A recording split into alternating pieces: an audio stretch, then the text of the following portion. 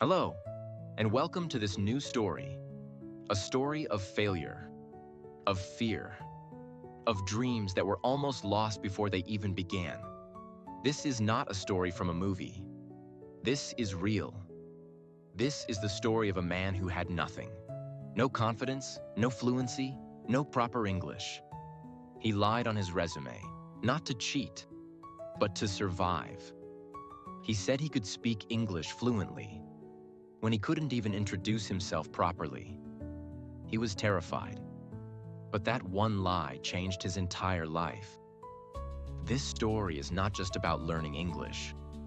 This is about standing in front of people, your voice shaking, your hands sweating, and still choosing not to run. It's about the power of one decision, the pain of being laughed at, the tears behind closed doors, and the fire that started when he said to himself, "I will not lose." So if you've ever felt scared to speak, if you've ever felt small in a room full of confident people, if you've ever thought, "I'm not good enough," then this story is for you. Watch till the end, because this could be your story too. Part 1. My name is Lucas, and this is where it all started. My name is Lucas Rivera. I'm 26 years old. I come from a small town near Seville, Spain. You know, when people think about Spain, they imagine bright cities, loud laughter, flamenco music, and confident people. But my life wasn't like that. I grew up in a quiet house, with small dreams and big responsibilities. My father was a taxi driver. My mother worked in a bakery. They were kind, hardworking, and proud, but they didn't speak English, not even a single word. In our home, everything was in Spanish. The food, the songs, the prayers, the problems. As a child, I didn't even think English was important. I used to say, "I'll never leave Spain. Why should I care?"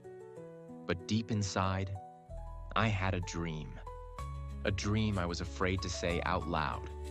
I wanted to live in New York, the city of lights, the city where smart people live, where confident people speak beautiful English and chase impossible dreams. That city was in my wallpaper, on my notebooks, in my mind, but not in my plan. Why? Because I didn't believe I belonged there. In school, English was my weakest subject. I could never understand grammar. I didn't know the difference between do and does, speak and talk. I would memorize answers before exams, but I never actually understood anything. I remember once in 9th grade, a teacher asked me to read a small English paragraph in front of the class. My hands were shaking. My lips got dry. I read it like a robot. Everyone laughed. The teacher said, "This is why practice is important." But what I heard was, "You're not good enough." After that, I never raised my hand in English class again. Years passed. I finished college. I studied graphic design. I was good at it, not the best, but good enough to dream of something more than a small town. One night, I was scrolling job websites, and I saw a position at a creative agency in Manhattan. I clicked it. The job description said, "Must be fluent in English, must be confident in meetings, international applicants welcome." I stared at those words. I wasn't fluent, I wasn't confident, but I was desperate. That night, I did something I never imagined. I opened my resume, and under languages, I wrote, English fluent. My hands were cold, my heart was fast, but I hit send. A week later, I got the email. "Dear Lucas, we loved your portfolio. Can we schedule an interview?" My stomach dropped. I didn't tell anyone, not my parents, not my friends, not even myself. I replied, "Yes, I'm available tomorrow." That night, I searched. How to speak English fluently in one day. It was stupid, I knew that, but I didn't know what else to do. I practiced fake answers. I wrote them down, memorized them like a child. I was not ready, but I showed up to the Zoom interview. They asked me, "Tell us about yourself." I smiled. My face was calm, but inside I was falling apart. I said, "My name is Lucas. I'm graphic designer from Spain. I love design. I want to work in New York." I made mistakes. My grammar was broken, but I said it with courage. They nodded. They smiled. Next day, I got the offer letter. I was hired. I couldn't believe it. My hands were shaking.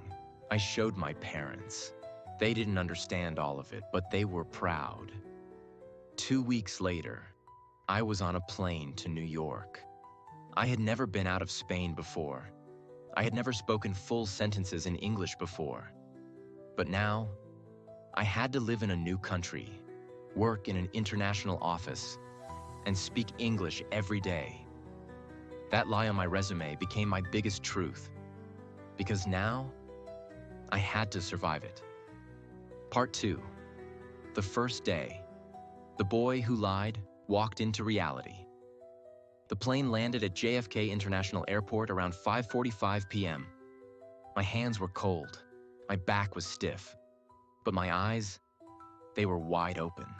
For the first time in my life, I was in New York City, the land I had only seen in movies. Now it was under my feet. The air smelled different. It was cold, but not in a bad way. It smelled like smoke, fast food, and something exciting, like a secret that's waiting for you to discover it. I walked out of the airport and my heart started racing. The taxis were yellow. The roads were loud. People were walking fast, talking fast, eating fast. And yes, they were speaking English faster than my brain could understand. Everywhere I looked, I saw different people. White, black, Asian, Arab, Latino, Indian. This wasn't just one country. It was the whole world, standing on one street. And me? I was a small-town boy from Seville, wearing a blue jacket I had borrowed from my cousin, holding 2 bags and one big lie. I'm fluent in English. I had booked a small Airbnb room for a week.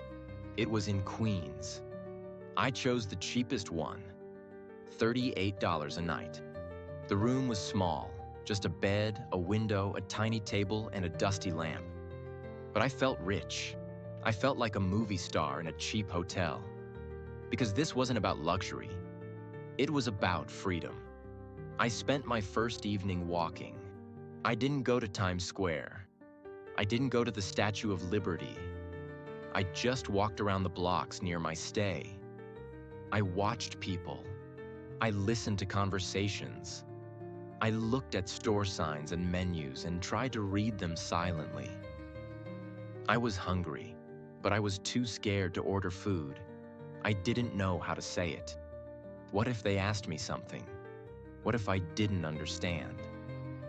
So I went to a small grocery store. I picked up a sandwich, a packet of chips, and a can of soda. The total was $8.90. I gave $10. The man at the counter said something fast like, "You want a bag?" I froze. What did he say? I smiled nervously and said, "Sorry, English not good." He rolled his eyes. "Bag? You want bag?" This time I understood. I nodded. He threw my things in a bag and said nothing else. I walked out, embarrassed. That night I sat on the bed. I ate my sandwich in silence. And I thought, what am I doing here? I had my first panic attack that night. Not the dramatic movie one, just small and quiet. Tears came. I tried to hide them. From who? I don't know. Maybe from myself.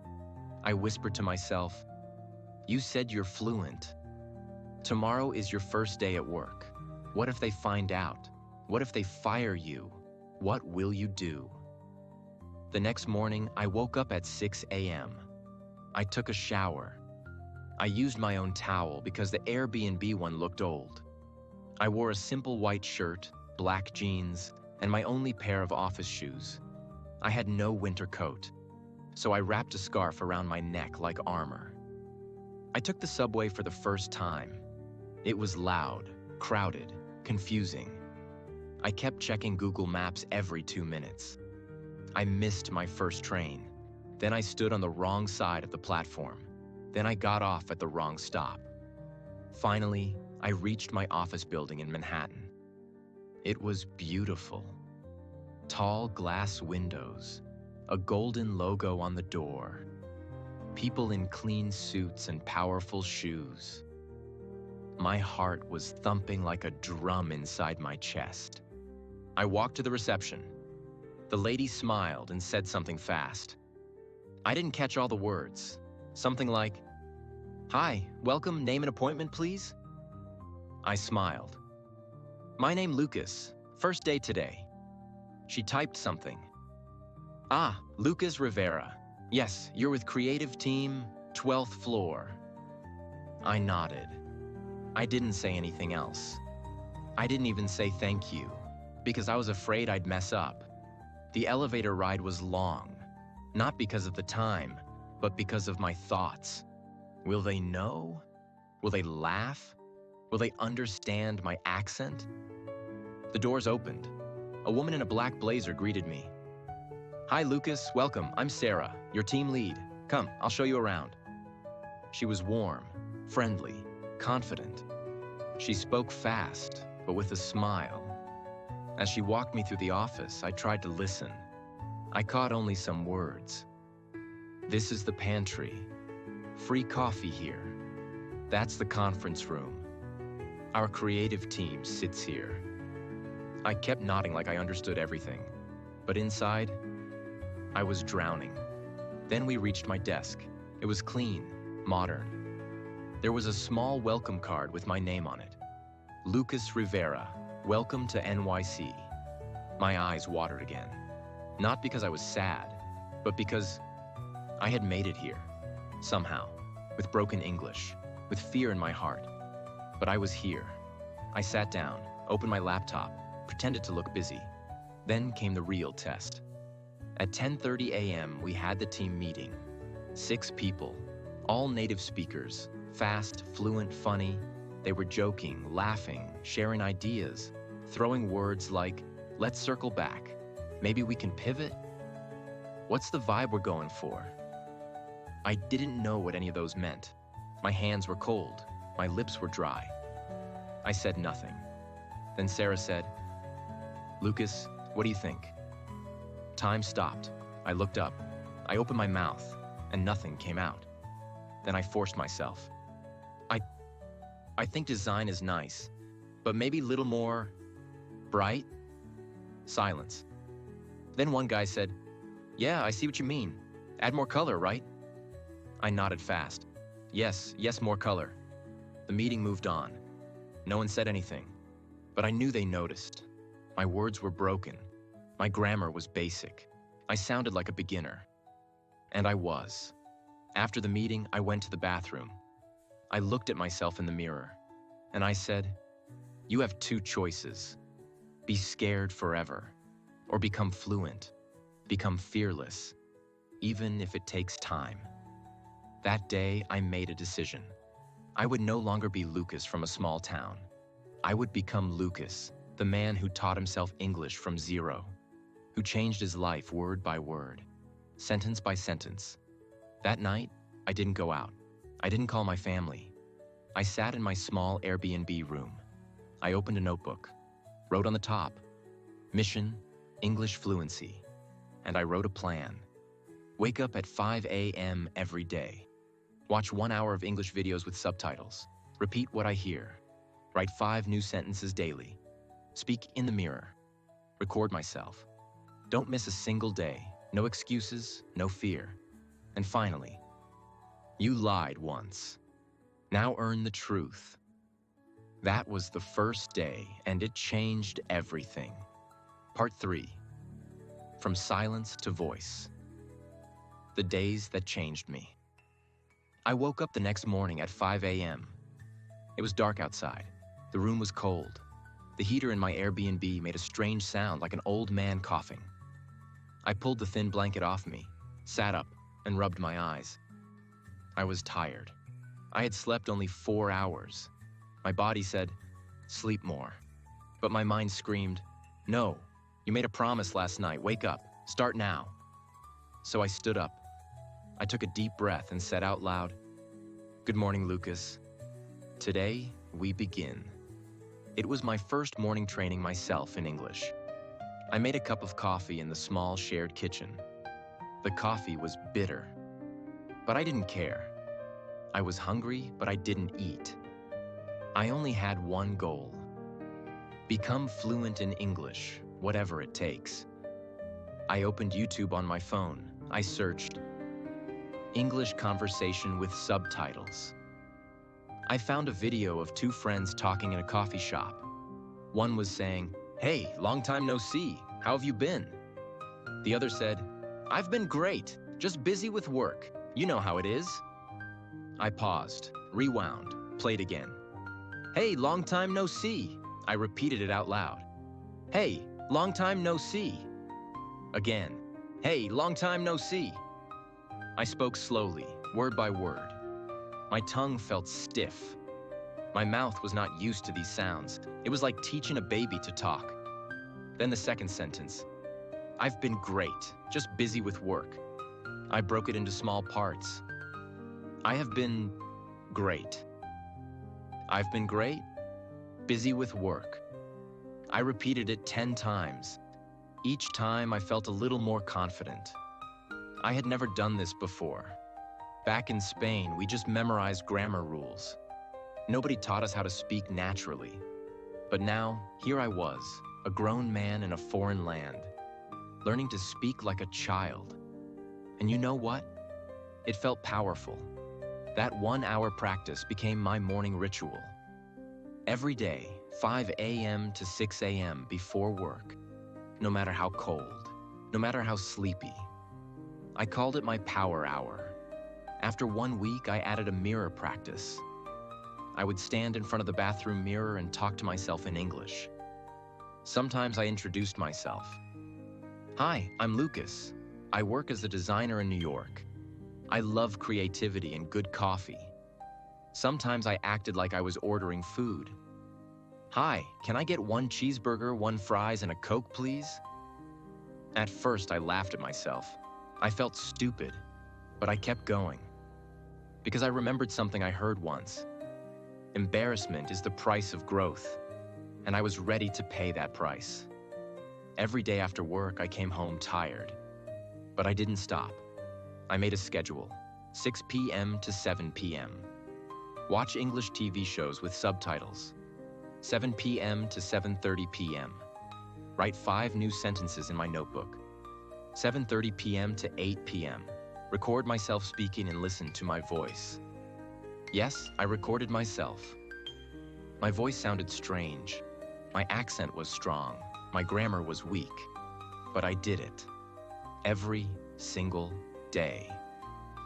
One night, I was practicing in the mirror when my Airbnb host walked past the bathroom. He heard me talking and said, "You okay in there?" I smiled and said, "Yes, practicing English." He laughed. "Ah, good. You'll be American in no time." He didn't know it, but that was the first compliment I ever got on my English. I smiled the whole night, but not every day was happy. Some days I made mistakes at work. One time I wrote an email that said, "Dear sir, please find the attached the file." My teammate replied with a correction. "Hey Lucas, just a quick tip. You can just say, 'Please find the attached file.' You don't need 'the' twice." I felt so embarrassed. Another time I was giving a presentation. I wanted to say, "This feature will make the process faster." But I said, "This feature will make the process more fastly." Silence. My manager raised his eyebrow. A teammate whispered, "Do you mean faster?" I froze. My mouth went dry. My hands were shaking slightly. I nodded. Yes, faster. I kept going, but my confidence was gone. I could feel the heat in my cheeks. After the presentation, I went to the restroom and stared at my reflection. I whispered, "Why can't I just speak right?"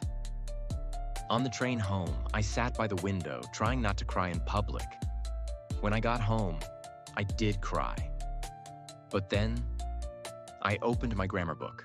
I wrote in bold letters, "Today I learned. We say faster, not more fastly. Adverbs can be tricky, but I'll learn them." I smiled through the tears because I realized something big. Every mistake is a teacher. I wasn't failing, I was learning. After 2 weeks, I started going to coffee shops on the weekends. I had one goal: talk to one stranger every weekend. Just one. The first Saturday, I saw an old man sitting alone. I walked up and said, "Hi, my name is Lucas. I'm learning English. Can I sit?" He looked surprised. Then he smiled. "Sure, son. Sit down." We talked for 20 minutes. He told me about his wife who passed away. I told him I was from Spain. He said, "Your English is good." I said, "Not yet, but I try." He gave me a thumbs up and said, "Keep trying. You'll get there." That day, I felt like a hero. Not because I spoke perfect English, but because I had the courage to speak at all. By the end of the first month, I had filled 2 notebooks with new words and sentences, practiced for 45 hours, spent $200 on coffee and snacks while talking to strangers, made 4 new friends, started understanding 60% of conversations at work. My confidence was growing. My fear was shrinking. But the biggest moment came in the second month. Our team had to present a new idea to a client. Sarah said, "Lucas, we want you to lead the design part." I panicked. "Me?" I asked. "Yes," she said. "You've worked hard, and it's time." I didn't sleep the night before. I practiced my lines 50 times. "Good afternoon, my name is Lucas. Today I will walk you through our design vision. We wanted something modern, clean, and emotional." The next day, I stood in front of the client. My hands were shaking. My voice was low, but I kept going. And you know what? I did it. I made mistakes, yes. I forgot one sentence, yes, but I didn't stop. I finished, and when I looked up, they were clapping. My manager smiled. The client said, "Great presentation. Loved the color story." I walked out of that meeting with my chest out, shoulders high, and tears in my eyes. Because in that moment, I wasn't Lucas the liar anymore. I was Lucas, the English speaker, the warrior, the man who didn't give up. I called my mother that night. I told her everything. I cried. She cried. She said, "Mihijo, I'm proud of you, always." I looked out the window that night. New York City lights were glowing like stars on the ground. And I whispered to myself, this is just the beginning. I had only 31 days left. 31 days to survive. 31 days to prove I wasn't a liar. 31 days to become the person I had pretended to be. That morning, I stood in front of the mirror, wearing my navy blue shirt, fixing my tie with shaking hands. The mirror didn't lie like my resume did. It showed me the truth. Eyes full of fear, mouth dry, heart pounding like I had run a marathon. But I repeated the same line I had written on a yellow sticky note stuck to the mirror. One sentence better than yesterday. That was my promise now. Just one sentence, just one new phrase, just one step forward. But that day, something unexpected happened at work. My manager, David, called me to join a client Zoom call. A real client, a real meeting, real English. My legs felt weak. My hands were cold. My stomach twisted like I had swallowed ice cubes. I said, yes, but my voice cracked. I joined the call with a fake smile and real fear. The client spoke fast, too fast.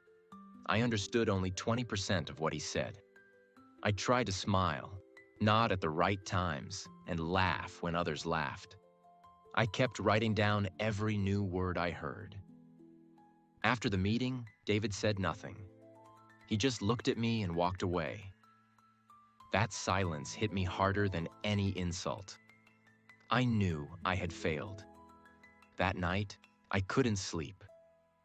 I lay in bed staring at the ceiling, my headphones playing a podcast called Simple English for Beginners. The host said one line that hit my heart like lightning. Fluency is not magic. It's memory, muscle, and mindset. I sat up and repeated that line. Fluency is memory, muscle, mindset. I grabbed my notebook and wrote it down. Then I made a new plan. I called it the survival plan. Here's what it looked like. Morning, 6 a.m. to 8 a.m. 10-minute meditation to calm my fear. Speak 10 sentences to myself while looking in the mirror. Listen to one short English story and repeat aloud line by line. Write 5 new words in my notebook with examples. Lunch break at office, 1 p.m. to 1:30 p.m. Watch a 10-minute business conversation on YouTube. Speak one English sentence to a coworker. Evening, 7 p.m. to 9 p.m. Read one page from The Alchemist in English and underline new words. Practice English writing, emails, journal, random topics. Record 5 minutes of myself talking about my day in English. Before sleeping, review vocabulary flashcards. Watch 10 minutes of a movie in English with subtitles. This routine changed everything. Day by day, I noticed small changes.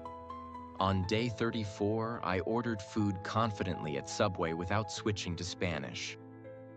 On day 36, I made a small joke in English during lunch, and my coworkers laughed. On day 38, a lady in my apartment building asked, "Where are you from?" I replied, "Spain. I just moved here a month ago." She smiled and said, "Oh, your English is nice." It wasn't perfect, but it was nice. That one word felt like a medal. That week, I also started writing every expense in English in a small notebook to build my thinking ability. Here's what one page looked like. Rent, $1,200. Groceries, $148.35. Transport, bus plus subway, $52. Coffee, $18.75. Language books, $22. Mobile recharge, $35. Laundry, $9. Even small things became part of my learning.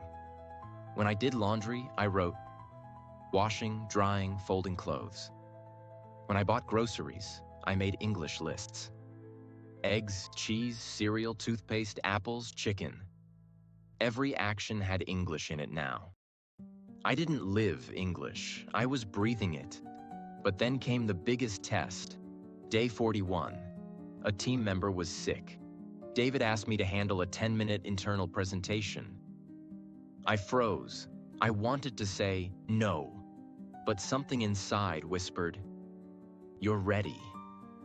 That night before the presentation, I prepared my lines like I was preparing a speech to the whole world. I wrote everything down and practiced for 3 hours. I stood in front of the mirror. I acted like I was in the meeting.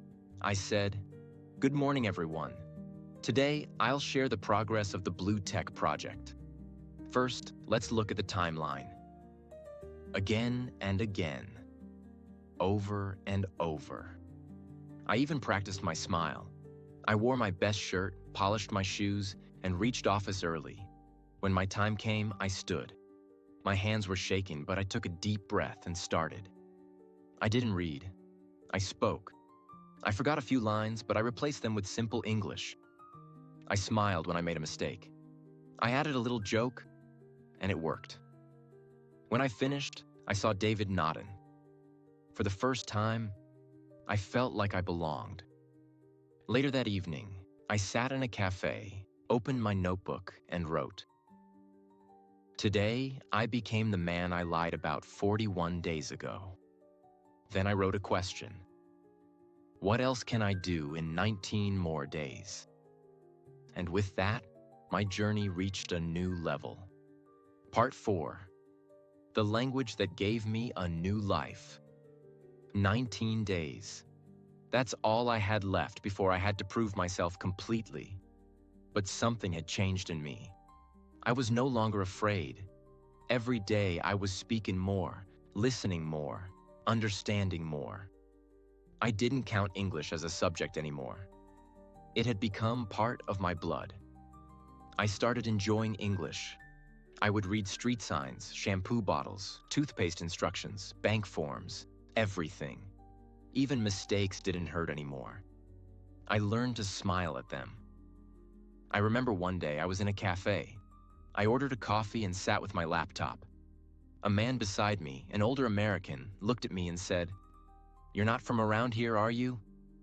I smiled and said, "No, I'm from Spain." He said, "But your English sounds really good. Where did you learn?" And in that moment, I smiled and softly replied, "From fear and from fire." We laughed. We spoke for almost 30 minutes. He told me he was a retired professor. I told him about my new job, about my fake resume, about my 60-day plan. At the end, he said something I will never forget. "You didn't fake your way into this life. You fought your way in. You earned it." Then came day 60, the final day. David called me into his office. He looked serious. He opened his laptop, turned it around, and showed me a graph. It was the sales report of the project I was handling. It showed a 17% increase in performance. My ideas, my emails, my client support, they worked. Then he looked me in the eyes and said, "When you joined, I had doubts. You weren't confident. Your English was shaky. But now, you've changed. You're stronger. You're clearer. You're an asset." He smiled. "We're increasing your salary. From $3,500 to $5,200 per month." I couldn't breathe. I looked at him, eyes wide, heart beating fast. I don't know what to say," I whispered. He stood, shook my hand, and said, "Just keep going. You've earned it." I stepped out of that room feeling like I was flying. That evening, I walked back to my small apartment. The same place where I once sat crying, afraid I would be fired. But this time, I wasn't crying. I was laughing. I opened my balcony window. The cool wind touched my face. The city lights below looked like dreams blinking at me. I picked up my notebook, the one that had my survival plan. I wrote in capital letters, "English didn't just change my career. It changed my life." Because it truly had. Let me tell you everything that changed. I started helping my coworkers with emails. They respected me. They listened to me. My parents, who once worried about me, now smiled with pride during video calls. My mother once said, "Your English sounds so professional, hijo." Son. I started dating a girl named Emily. We met in a bookstore. She said she loved my accent. I smiled and said, "I worked hard for it." We went on long walks. She spoke fast English. I listened with love. And when I told her about my 60-day journey, she said, "That's the most romantic story I've ever heard, between you and English." We laughed. But more than the money, more than the promotion, more than the love, it was the confidence that changed my life. I started applying for conferences, speaking on calls, writing articles on LinkedIn. People followed me. They asked me, "How did you learn English so fast?" I always replied, "I didn't learn it fast. I learned it deeply, with emotion, with failure, with tears, with daily practice, with heart." And do you know what I realized? That English is not just a language. It's a bridge. It connects poor to rich. It connects small towns to big cities. It connects dreams to reality. Because the world listens in English. And when you don't know English, the world becomes silent. You feel invisible. You feel ignored. You feel stuck. But the moment you speak, even with broken grammar, even with fear, the world turns and looks at you. Because now you are part of the conversation. Now you belong. People asked me, why should I learn English? What's the use? I always said, do you want a better job? Learn English. Do you want to study abroad? Learn English. Do you want to speak to people from other countries? Learn English. Do you want to grow your business? Learn English. Do you want to be confident in interviews, meetings, dates, travel? Learn English. Do you want freedom in life? Learn English. Because English is not just a language. It's a tool. It's a weapon. It's a superpower. It makes your brain sharper, your world bigger, your voice stronger. Now it's been 2 years. I've moved to a bigger apartment. My salary is $8,000 per month now. I lead a team of 12 people. I help other immigrants like me, and I teach them the same thing I learned. Start with one sentence, one word, one smile, one mistake, every single day. You don't have to be perfect. You just have to be better than yesterday. My 60-day English journey. A daily learning plan for anyone who wants to speak English confidently like me. I know how it feels when you're sitting in a group and people start talking in English and suddenly you go quiet. You feel small. You smile to hide your silence, but inside, your heart is burning. You feel like you are behind in life, like you don't belong. That pain? I've felt it too. But I want to tell you today, English is not just a language. It is the power to open doors you never thought possible. So if you truly want to speak English, not just to impress people, but to free yourself, then this plan is for you. It's not about grammar books or big words.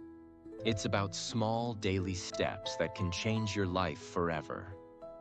When you wake up in the morning, before touching your phone, take a deep breath and remind yourself, I am learning English because I deserve a better life. This is your first victory. Then go to the mirror, look into your own eyes, and say 5 simple lines in English about your day. I am going to the kitchen. Today I will drink tea. I have to do laundry. These small sentences are the roots of fluency. Don't think they are silly. This is how children learn, and today, you are allowing yourself to be a student again. After that, take a notebook and write down 5 new English words every morning. But not just the meaning. Write a sentence with each one. Make it personal. If your word is hope, don't just write the meaning. Write, I hope I will speak English fluently soon. Feel your words. Let them stay with you all day. You are not memorizing vocabulary. You are building your new voice. Afternoon is the time to connect with the world. After you've done your lunch or rested a bit, play a short video in English. It can be a vlog, a story, a real-life conversation, anything that feels real. Watch it once with subtitles. Then watch it again, without them. Focus not on understanding every word, but on feeling the rhythm, the flow of the speaker. After watching, close your eyes and try to say in your own words what you understood. They were at the beach. She was talking about her childhood. It made me feel happy. Even if you speak broken sentences, speak them. This is your training ground. Then take 10 minutes to talk to yourself about anything. Your mother, your favorite food, your fear, your dream. You are not waiting for someone to practice with. You are becoming your own teacher, your own friend. That is powerful. Night is the most emotional part of the day, and that's when learning becomes beautiful. Sit with a cup of tea, or just in your quiet corner, open your notebook, and write 5 to 10 lines about your day. In English. Don't worry about mistakes. Just write. Today, I was sad. I wanted to give up, but I remembered my dream. Or, I made tea and watched a video. I repeated one sentence 5 times. I felt proud. These lines are not just practice. They are proof that you are growing. After writing, read them out loud, slowly, clearly. Then review your 5 words from the morning and try to use them in your diary. Lastly, before sleeping, whisper 3 things in English to yourself. I am improving. I am proud of myself. Tomorrow I will try again. Trust me, these quiet, personal sentences will stay in your soul. You are not just learning English. You are healing. You are not lazy. You are not late. You are just starting now. English will not just help you speak better. It will help you dream bigger. It will open new jobs, new friendships, new versions of yourself. People will respect your effort. But most importantly, you will start respecting yourself. And one day, you will look back and say, I did it. Just like I did. Just like many